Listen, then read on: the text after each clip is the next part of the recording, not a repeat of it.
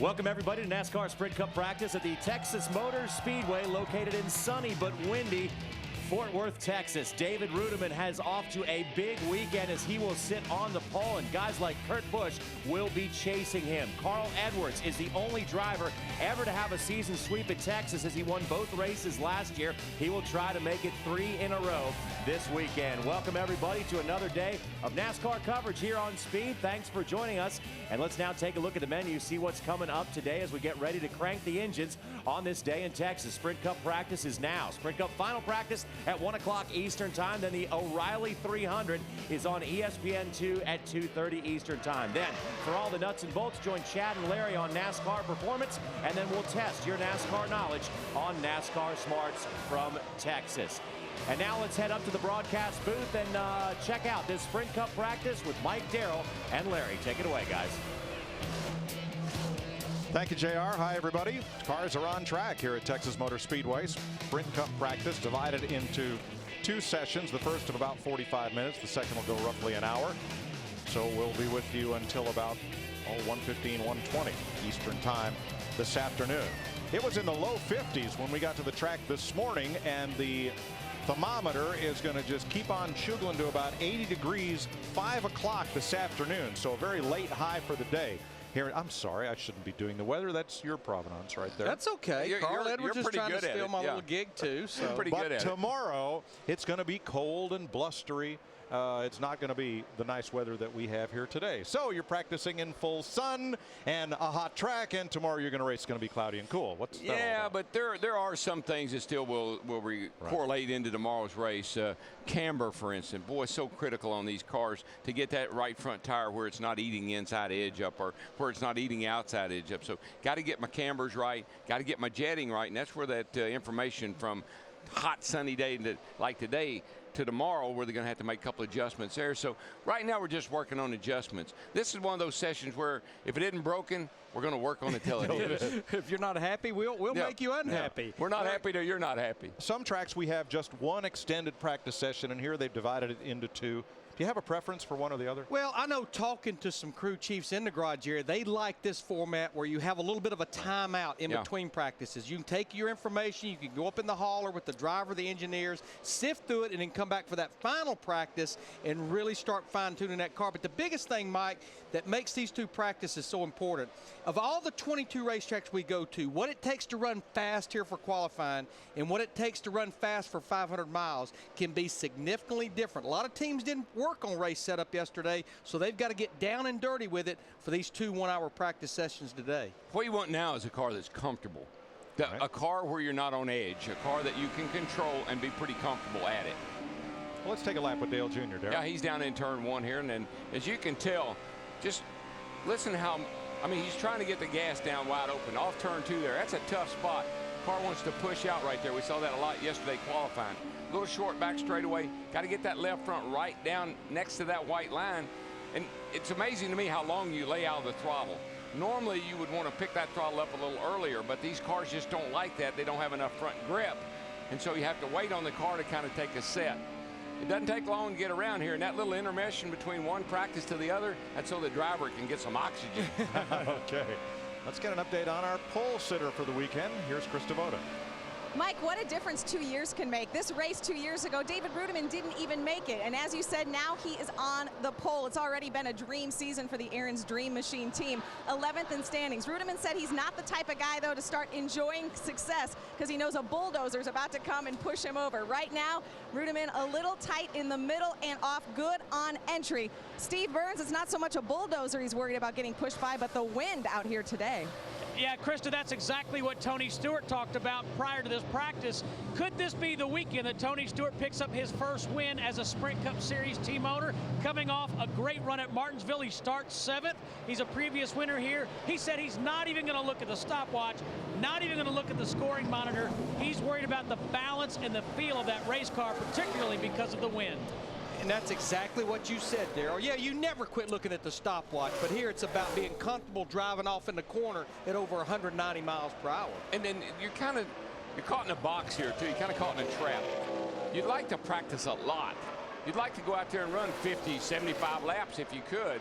but you can't put that many miles on your engine. And we just saw Tony get really loose right there as he went across the bumps in 1 and 2. I think he'll bring that car in and work on it.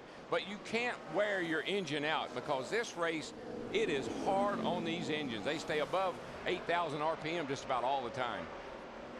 The big question, what happened to Mark Martin? Fastest in practice. Oh, trouble down turn 4, got a car around.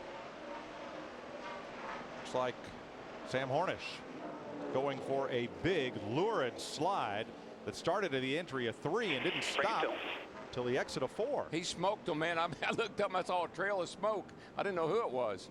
The good news is I think all he's going to need is 4 new tires for that 77 car. When you spin out at this place and you don't hit nothing, you can consider yourself very lucky. I'll tell you, he took Sideways Sam to a whole new dimension with that one. That car slid for more than a quarter mile sideways. Here he comes. He was up a little bit high on that entrance, I believe, Darrell. Yeah, I've been watching a number of these cars over there, and it's the same thing as yesterday. We got a strong wind blowing up the 3rd turn, banking there, and I think it's turning some of these cars just to make them a little bit push up the hill, getting the loose stuff. And I don't think we can emphasize enough the speed at this place. Entrance speed's close to 200. Yesterday in qualifying, off the throttle, the slowest speeds we were seeing was about 170. A stiff wind blows no good for Sam Hornish, who brings out the caution here in Texas.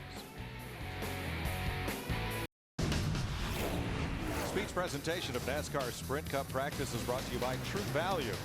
The tools, products, and expert advice for all your project needs. True Value. Start right. Start here. Clint Boyer is 21st on the practice chart. He's only run a couple of laps. We got a report that he went out on the racetrack and had to come right back in, that they had the wrong chip in ignition.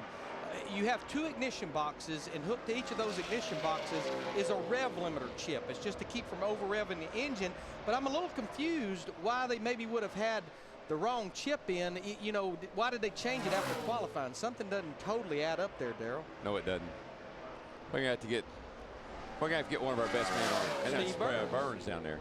Well, boys, I don't know the exact answer to that question, but I can tell you this. Richard Childress asked Shane Wilson, the crew chief, hey, did we have the wrong chip? And Shane said, yeah, we did. And Clint said, yeah, I was about to say, this motor's weak. So they were having fun with it. No, I think that dog ain't going to hunt. Yeah, there's still some more to that. There's more to that story. More to it, absolutely. If you got the wrong chip in, it just goes down the straightaway going pow, pow, pow, pow, pow, pow, pow. Right. And it wouldn't go anywhere. Your motor wouldn't feel sick. It wouldn't feel anything. You'd say, I got the wrong chip in. You can normally change it in 100 RPM increments, the chip itself. Hey, how about old Marcos? I mean, did we not have a good time with him this morning?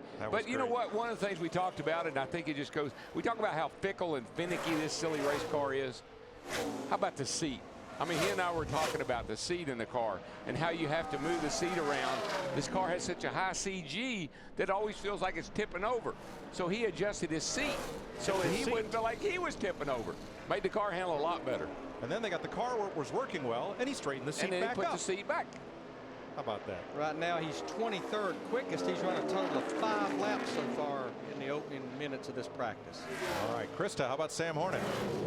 Sam Hornish, as he brought his car in, said the race car was tight into the turn and in the center, but then it would get really loose off. He said it was almost like the car had already decided it wasn't going to turn off.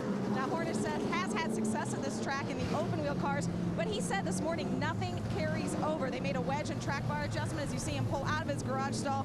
They said, Sam, do you want us to loosen it up? He said, as long as I remember to stay on the bottom. Yeah, I would say the downforce difference is probably quadruple, if not more. Oh, yeah, at least. Probably 1,200 pounds to over 3,000. Oh, yeah, easily. Carl Edwards is 4th on the big board, the practice chart here.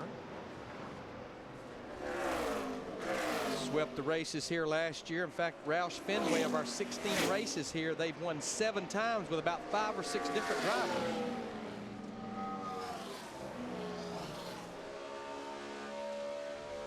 And here's Denny Hamlin,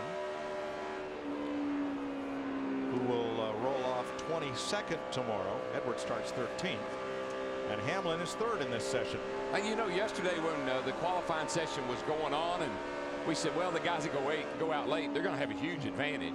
Yeah. It didn't turn out that way. Not at and all. Apparently, based on what people are telling us this morning, the track actually got hotter. The 3 and 1. Work on that right now. I think the wind just affected. But you're right, Daryl. I talked to Chad Canals, crew chief for Jimmy Johnson, and they were very fast in practice. And when he looked at their qualifying draw, he went, this is going to be like fishing with dynamite. But they went late in the session, and he said, Larry, the track actually continued to get hotter throughout the entire session. Normally, it cools down in the latter part. I know the wind picked up, and then if the track got hotter, but think about Mark Martin leading the, I mean, he was the fastest car in practice, and he ended up, what, 20th or somewhere back there. Well, so, and he was a late draw. It's a strange weather pattern here in Texas this weekend, where the high temperature, which usually comes around 1 o'clock or so in the afternoon, both yesterday and today, isn't going to hit until about 5 p.m. and it's going to just continue to get warmer until then, as it did yesterday. David Rudiman on the pole for the Samsung 500 and fastest in this practice.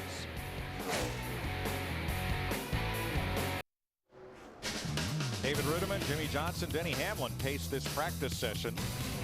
The last 7 spring races at Texas have been won from the top 5 starting positions, which tomorrow will be Rudiman, Jeff Gordon, Matt Kenseth, David Reagan, and Paul Menard. Well, I think it certainly Jeff Gordon would like to feel like that he's got a shot at winning this thing the way he's been running. I think he probably does. Certainly Matt Kenseth has got to be a favorite. Oh, yeah. And here's Steve. And Mike, a lot of mechanics underneath this 33 car. Clint said the car was loose, but Clint, can you explain the mystery of the wrong chip? We heard you talk about that right at the beginning of practice. Yeah, I think it's just an accident. I think we just had way too small a chip in it. It was on the chip about the or right at the flag stand. It was hitting the chip, so just couldn't get off in the corner. It was just a simple mistake, no big deal. But you know, that's what's tricky about this race car. The way this car tomorrow is, you can be loose and tight. You know, the front end won't turn and the rear end won't keep up with it. That's what we're fighting a little bit, but Cheerios Hamburger Helper team, they'll get it right. All right, thank you, Clint. Back upstairs. I think I understand it now. Yeah. More than Yeah. likely for qualifying, they probably put a much higher chip in because you're going to turn a lot more RPM and you're not worried about over revving the engine. In fact, you don't want it to hit the chip at a place like Texas. Getting ready to race for 500 miles, they wanted to kind of monitor those RPMs, so they probably put a smaller chip in, but that was too small.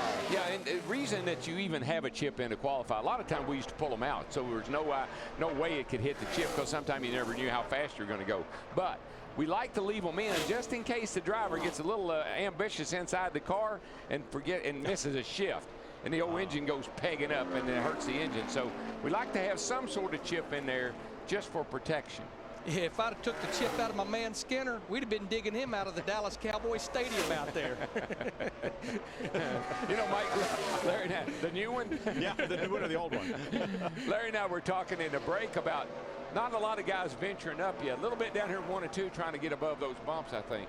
But the reason they're not, and we'll see how the nationwide race goes and what the track looks like tomorrow, but the reason they're not venturing off the bottom very much is because the tires are good. When you got good tires, you can run, excuse me, you can run the bottom and you don't slide up the hill like you do when the tires are a little bit too hard. And so you're not looking for grip. You got all you want right at the bottom.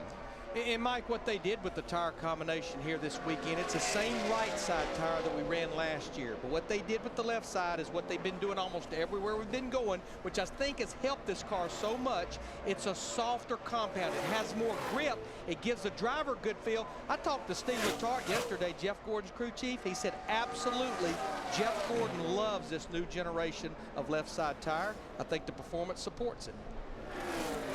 5th on the practice chart at 29.10. Now laps have eased almost a second since those first laps were put on the board in this session. Tell you what, they're going to have to deal with David Rudiman tomorrow. That's pretty obvious. It's on the pole and he goes out and he lays down a really fast lap here. First practice session. Looks to me like that they're on it today, this weekend. And you've got to believe he's one of those guys that's so close to winning that first race. Well, you think about Vegas. Had a great finish at Vegas. Last year he ended the season strong. Had that great run at Richmond, led a bunch of laps. I think he actually led the most laps at Richmond. He goes to Homestead, sets that car on the pole, and he's off to a great start. He's a guy that I think could surprise a lot of people about the chase if he can just hang in there the way he is. The wind blowing across the exit of 2. Yeah, across the exit of 2 and then blowing you tighter and 3 and 4 down here, mainly off of 4, blowing straight toward 4. You know, Darrell, you talked about David coming to life the end of last year, set on the pole at Homestead. That was with Ryan Pemberton as his crew chief. And when Ryan left there, I went, boy, gosh, I don't know. That they seem to really complement each other. But Rodney Childers has stepped right in. He moved from what's now Richard Petty Motorsports. And it looks like that he and David Rudem has just picked right up where him and Ryan Pemberton left off. They sure do. Looks like it's working. David told me this morning about him winning poles and his dad Buzzy winning races. You know, he's Buzzy's car owner and sponsor. He says, I got to keep winning poles so my dad can keep winning races. I got to fund that race car. And he says, I don't think Rick Hendrick started like this. I think you need to clarify how old Buzzy Rudeman is still winning races. 70. At least. Yeah, 70. Let's just stop at 70. Let's just stop. Okay. But Rick did have Papa Joe, who spent a lot of Rick's money on the whole car too.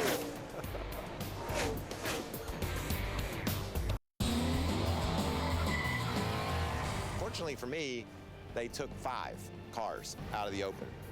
Not 1 or 2, 5. Because I was running 6th with about 5 laps to go or so. And Johnny Benson started losing an engine. And I was able to get around him. And I made it barely into the big show. I remember telling Eddie Wood, I was like, dude, this car's messed up. It barely goes. I don't know what's wrong with it. He said, well, I didn't tell you this, but you can put it on ignition B and it's got a little more timing to it to give the engine a little bit more pep. But he said, don't do it until the end when you really need it or it'll blow up. So he walked off and I flipped it to B right then because I knew I needed all I could get. And I was able to get around Rusty Wallace, who was 3rd on the first lap, and get myself behind Dale and Terry. And Dale and Terry ran side by side for a lap. They got together in turn 2 and there I went. And when they handed me the steering wheel to the Wood Brothers famous number 21, I wanted to do them proud. And that night was a big night for all of us. Celebrating 25 years of All-Star memories. Don't miss the NASCAR Sprint All-Star Race on Speed May 16th. NASCAR on Speed. Be there. Michael Waltrip became the first driver to transfer from the Winston Open to win the All-Star race. It was 1996. Darrell, when did you find out he actually had won the race? I'm going down the race with, and I'm riding down the back straight when I call Hammond. I said, we finished 7th or 8th, I don't know. I said, who won the race? He said the 21 car, and I said 10-4. Rode along for a second. I said, 21 car? That's Mikey. So I had to hurry down to victory lane because that was huge for him. Yeah. Golly, that was big. That was his first big win. Krista. Well, Mark Martin, very fast in practice yesterday. Didn't qualify as well as you guys had hoped. What concerns you right now about the race car? Is the plan in place? We're trying some big things, looking for what's going to be the best package to work on in the last practice session to kind of finalize it.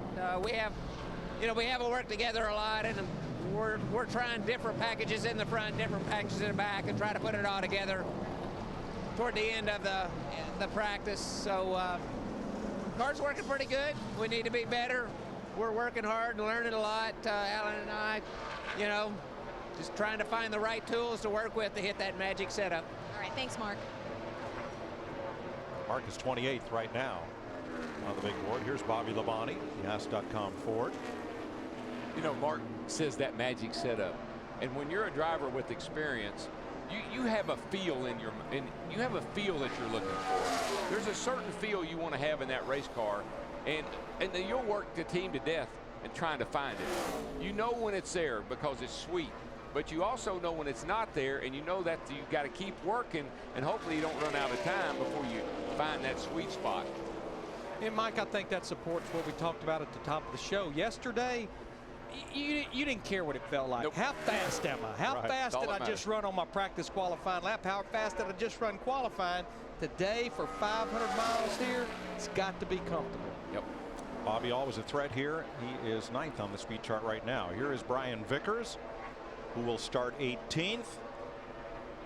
Got a call yesterday. Brian's headed for Barrett Jackson next weekend, along with a whole lot of the speed crew, and have a good 3-day look at collector cars. And who knows, he might raise his hand a time or two. And I think Darrell and I both agree, watching this 83 car, when you look at the way that Brian ran at Atlanta, at one point it looked like, boy, I believe he's going to run that guy down up there. Yeah. Kurt Busch, the 2 car. And always runs well at the 1.5-mile racetrack. So he's one you never can take your eye off. Actually, he did run him down. Then the caution came out, and they had a problem in the pit. He had, at that point in the race, late in the race, a car that could have won that thing, I believe. Brian Vickers is 20th on the big board right now. Let's go to the garage of the man who's 4th. That's Carl Edwards. Here's Steve. And Mike, of course, Carl Edwards won both races here 1 year ago. And just heard Carl tell Bob Osborne, his crew chief, his car has gotten tighter from the center off.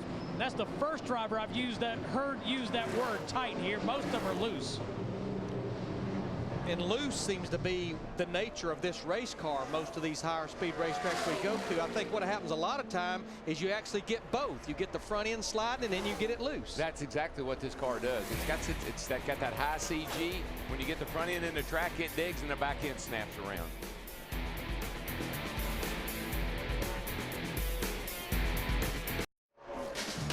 Speed's coverage of NASCAR Sprint Cup practice in Texas is brought to you by the Polaris XP Sales Event, going on now through April 30th.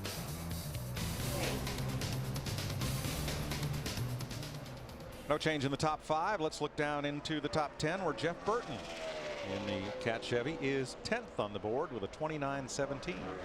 One of his better qualifying runs yesterday. I think he played advantage to the draw that we had. He's going to start this race in 15th, and Jeff, one of only 2 drivers that has more than 1 win here. He has 2, won the inaugural race, and we talked about Carl Edwards having 3. And here's Kristen.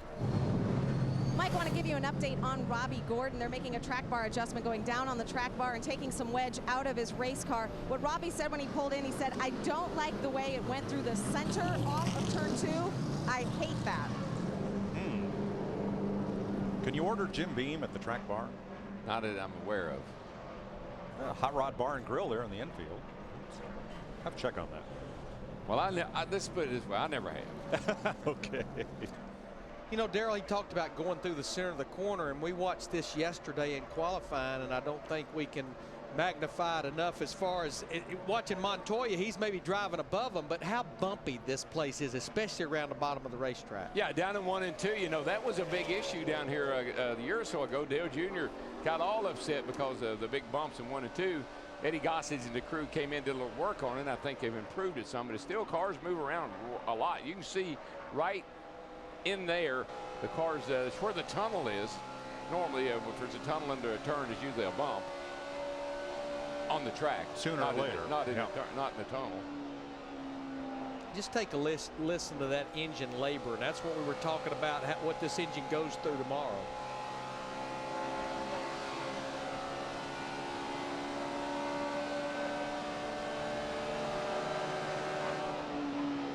It's just that high sustained RPM, and it never really falls very far down in a hole because you're back to the throttle so quick. Now, this team renamed Richard Petty Motorsports for 2009, born of Petty Enterprises and Gillette Evernham Motorsports, and heard a discussion on radio this week about the Petty's long-time insistence on not having alcoholic beverages on their cars. And somebody said, well, the number 9's Richard Petty Motorsports, Casey Kane, that's the Budweiser car. There is a distinction. The 43 and 44 are considered the Petty side of the garage, while the 9 and the 19 are considered the other side of the garage, and the cars that Richard Petty's name remains attached to are the 43 and the 44, and they do not carry the beverage decals for the pole position award, which is goes all the way back to when Busch Beer first entered this sport. That's been a tradition with the Pettys. Richard's mom did not care for alcoholic beverages, and he honored her wishes. Sears is on the 26th this week, and Valvoline for Roush Fenway Racing, Sears Auto Centers, for Jamie Mack. And he is 25th on the chart, right about mid-pack.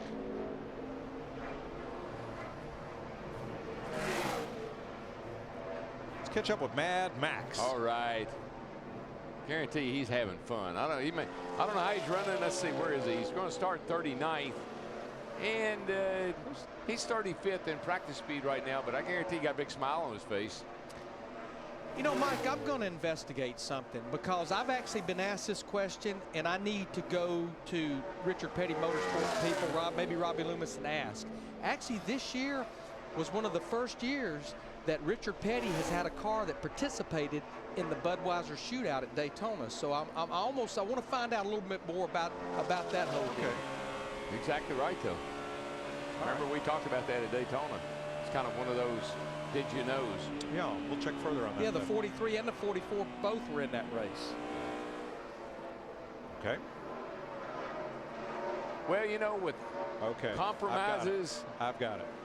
This year's Budweiser shootout was no longer a race of drivers who participated in what was the Budweiser pole program, which the Petties did not participate in.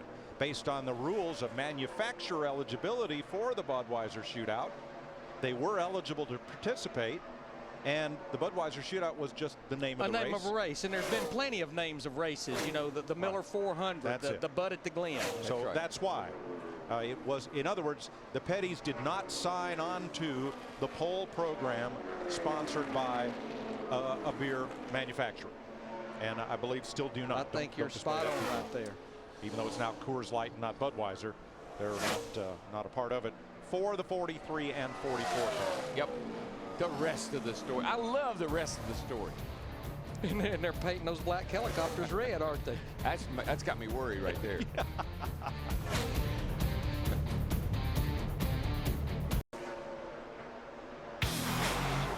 Our coverage of NASCAR's weekend in Texas continues next with another session of Sprint Cup Series practice right here on Speed.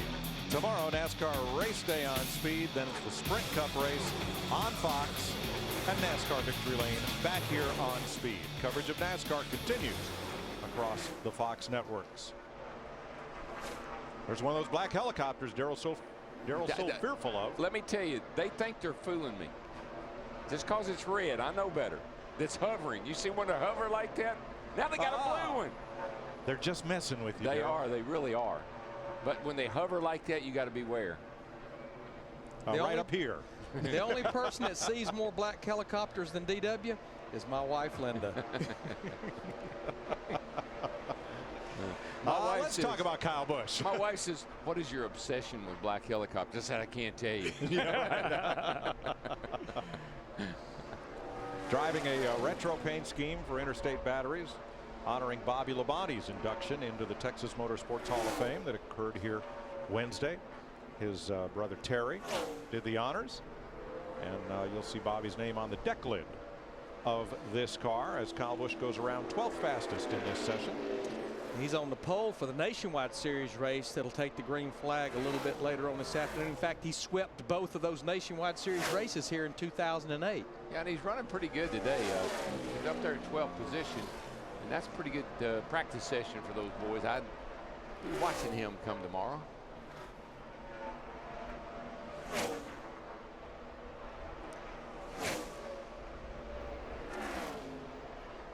Just looking, the most laps run so far in this practice session, we've got about 7 or 8 minutes left. Carl Edwards has run 33 laps. Jamie McMurray has run 31. You know, one of the pleasant surprises of qualifying was rookie Joey Logano, who will line up 10th for tomorrow's race. Krista, this is the first time he has come to a track where he has raced this car before. And if qualifying was any indication, it is helping. Joey's did say he was too tight in qualifying. His first run out in this session, they made a change after, and he said it helps his car turn through the center, which is good, but he couldn't arc it into 3 the way he wanted to. They made a shock change just now. And again, to sum up, he said it hurt the entry, it helped the exit. Joey Logano going back out.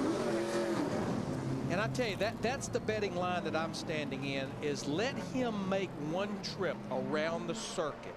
And I think when we get to these tracks for a second time in 2009 and tracks he's been to before in a Cup car, not a Nationwide Series car, I think you're going to see a different Joey Logano. What do you think, Larry, Darrell, about rookie drivers running the Cup Series and the Nationwide Series in the same year? We heard Marcus Ambrose this morning say it wasn't helping him a bit. The cars are so different. I mean, that's probably the biggest thing about, you think about Kevin Harvick, who's done it. You think about Carl Edwards, who's done it. You think about Kyle Busch, who has done it and done it with a lot of success. I think if you're 18 years old and you're trying to get your legs under you and you're trying to build some confidence and stay focused on one job, probably Joey would be better off to drive the Cup car and stay away from that Nationwide car for a while. To get comfortable in this car, I think once you get confident and comfortable in the COT, maybe you can venture back down there and run a few races. But right now, I put all my effort, all my focus, all my energy into getting good in this car. And you know, we talked about how different the cars are, Mike, but I mentioned earlier they're even on a different tire combination than these Sprint Cup Series cars are going to be on tomorrow. He's got plenty of time ahead of him, Mike, to have some fun. You know, once he gets this Cup thing figured out and he starts having a little bit of success, get some pressure off of him, then he might want to go play around in the Nationwide Series. Good point.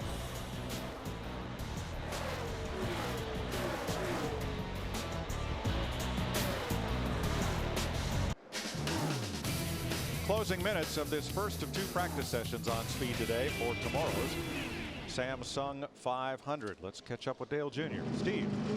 Well, Mike, this 88 team just did a great job changing rear shocks. They want to get a run in here in the closing moments of this practice. Now, Dale Jr. just said that his car has been very inconsistent. He said it goes from loose to tight, back to loose. And he says it feels like it gets unhitched. So they're going to, they've said they've changed rear shocks. They're going to try and get back out here late in this practice. And you know, even if they can get out there and just get 2 or 3 laps, that'll at least give them more information to talk about during this break. And actually, Dale Earnhardt Jr. is another one of the drivers that's doing double duty here this weekend. He's going to participate in the Nationwide Series race later on. I was really looking forward to seeing Kevin Harvick and Kyle Busch go at it because of what's happened the last 3 Saturdays, but isn't Tony Stewart driving Harvick's car? This will be the first weekend that Kevin has not, you know, done double duty. Oh, shucks. There is quite a rivalry building there. Yes, there between those two. Sam Hornish is back out, 33rd on the board after that long slide through turn 3 and 4. Well, you know how the drivers are, Larry. You got to take it to the limit.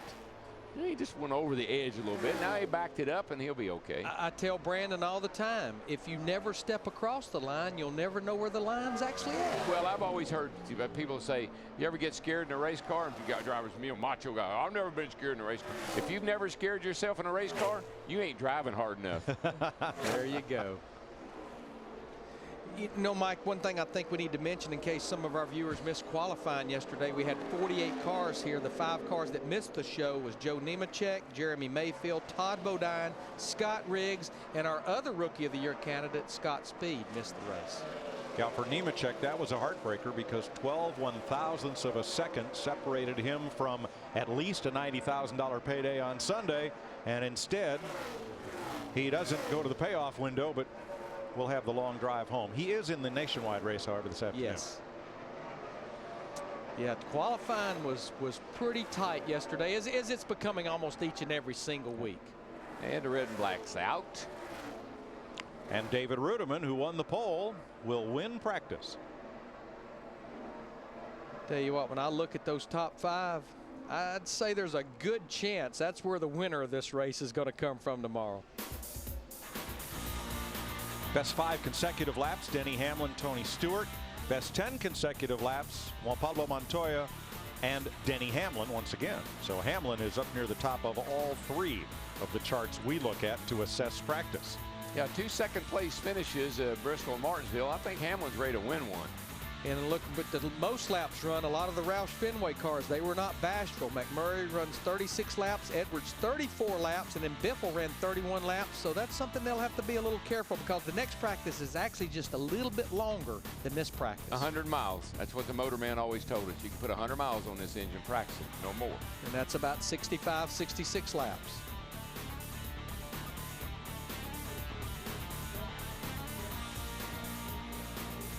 Everybody rolls back in for the break. Of course, speed coverage will continue, and we'll be back with final practice for the Samsung 500 a little bit later on.